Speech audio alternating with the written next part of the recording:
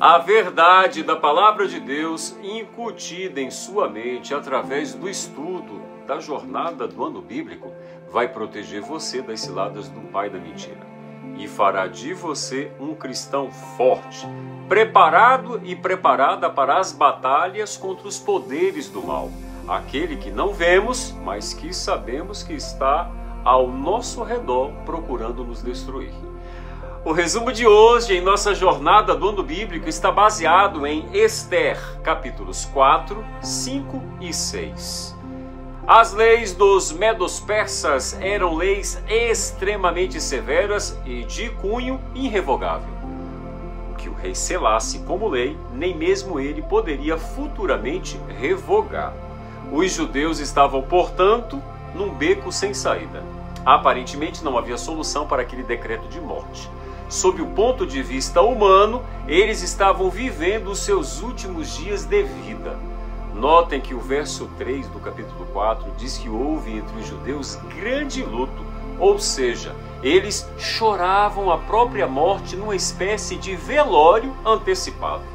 Mas havia alguém que da mesma forma vestiu-se de pano de saco e de cinza, mas que em lugar de lamentar o luto, clamou com grande e amargo clamor. Ester 4, verso 1. E dirigiu-se à porta do rei para declarar o ocorrido a Ester. A atitude inicial da rainha foi de misericórdia para com o seu primo, enviando-lhes roupas. Ao saber do motivo pelo qual ele estava naquela situação, temeu pela própria vida. Contudo, ao perceber a seriedade do último recado de Mardoqueu, decidiu cumprir o mandato de Mardoqueu como quando a criava. A convocação para jejum tirou o foco do povo do luto para a esperança na misericordiosa providência divina. A palavra-chave de Ester capítulo 4 é confiança. Confiar que servirmos a um Deus que ele desconhece o que é impossível e agir também mediante a guia do Espírito Santo. No lugar de lamentar, ore. No lugar de deitar-se em profunda angústia, vá até a única porta que lhe conduz ao Rei dos Reis. Ester capítulo 4, versos 2 e 3.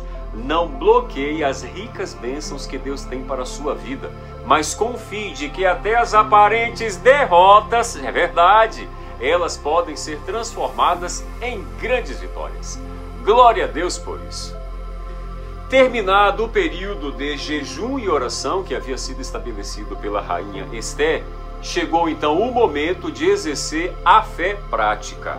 Trocando o pano de saco por seus trajes reais, Ester capítulo 5, verso 1, a rainha deu os primeiros passos na direção do propósito que por trás de dias havia clamado ao Deus eterno.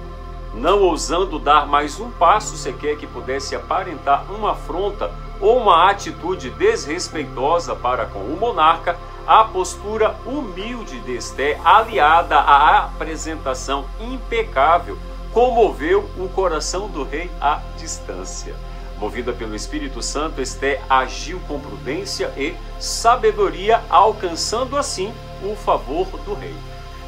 Ao ver o cetro de ouro estendido em sua direção, Ester compreendeu a razão de sua coroa. Tocar naquele cetro foi como tocar em um milagre. E diante de um rei disposto a lhe atender qualquer que fosse o seu pedido, percebeu que, independente do favor de um simples mortal, ela havia sido favorecida por Deus.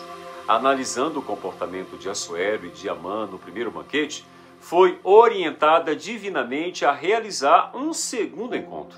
Foi nesse intervalo que o inconformismo de Amã com relação a Mordecai acabou na construção de uma forca que seria instrumento de sua própria morte. Por 7 vezes, Assuero manifestou seu desejo em atender à petição de Ester.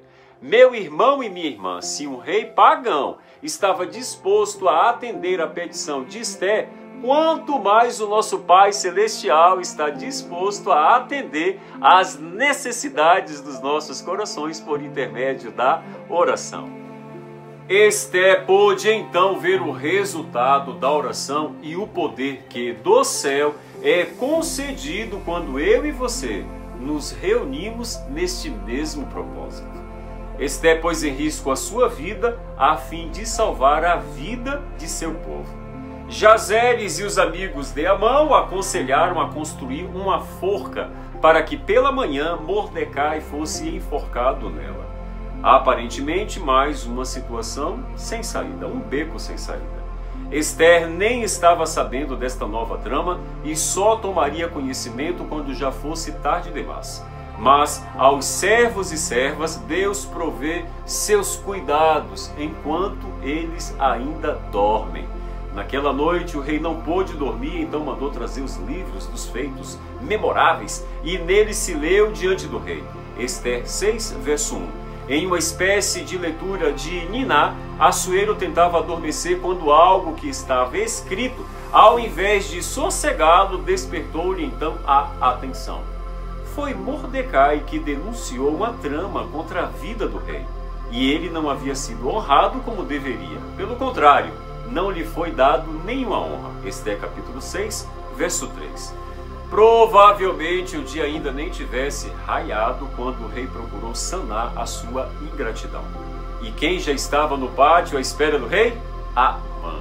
O seu ódio por Mordecai era tão grande que ele madrugou para ser o primeiro a falar com o rei e pedir-lhe a ordem de enforcamento. Qual não foi a sua surpresa? Ao invés de solicitar a permissão para falar com Assuero, o rei mesmo o chamou. Imagino que seu coração exultasse e pensando que só poderia ser a confirmação de que mais uma vez os seus planos seriam satisfeitos. Amã não via a hora de ver o alvo de sua ira sendo condenado à morte. Aos seus olhos tudo estava conspirando a seu favor. Mal sabia que seus planos malignos estavam prestes a se voltar contra ele mesmo. Ao ouvir que o rei desejava honrar alguém, pensou: ora, quem mais o rei honraria senão a mim? Esther 6, verso 6. Então deu início a uma lista de tudo o que desejava receber. Mas, ó, que tremenda queda! Rapidamente Amã caiu da terra da ilusão e sentiu-se como esmigalhado ao saber que tudo aquilo seria feito ao homem que ele queria ver morto. Ele foi obrigado a vestir Mordecai com vestes reais, coroá-lo, montá-lo no cavalo do rei e conduzi-lo pela praça principal da cidade, gritando em alto e bom som: assim se faz ao homem a quem o rei deseja honrar. Esther capítulo 6, verso 11. Ao terminar aquela sessão de tortura, Amã saiu correndo para casa para despejar sua raiva. E aquelas mesmas pessoas que sugeriram a morte de Mordecai perceberam que não estava lidando com qualquer homem, mas um homem que pertencia à nação, cujo Deus é o Senhor. Meu irmão e minha irmã, saiba que ninguém pode prevalecer contra aquele que teme ao Deus Todo-Poderoso. Ninguém planeja o mal contra os filhos e filhas de Deus sem que Deus já tenha anteriormente traçado planos de vitórias para os seus servos e servas. Existem situações em que Ele nos revela e nos dá sabedoria para sabermos como devemos sair ilesos destas situações que tentam nos destruir. Mas também existem aquelas que nós nem fazemos ideia, assim como Mordecai não tinha a mínima noção porque estava sendo homenageado somente naquele dia, depois de tudo o que havia ocorrido com ele. Se você se curvar diante de Deus, certamente como Mordecai, você permanecerá em pé diante dos homens. O relacionamento pessoal com Deus nos leva a uma atmosfera pura, aquela atmosfera de seu caráter, e nos prepara então para agirmos ou não.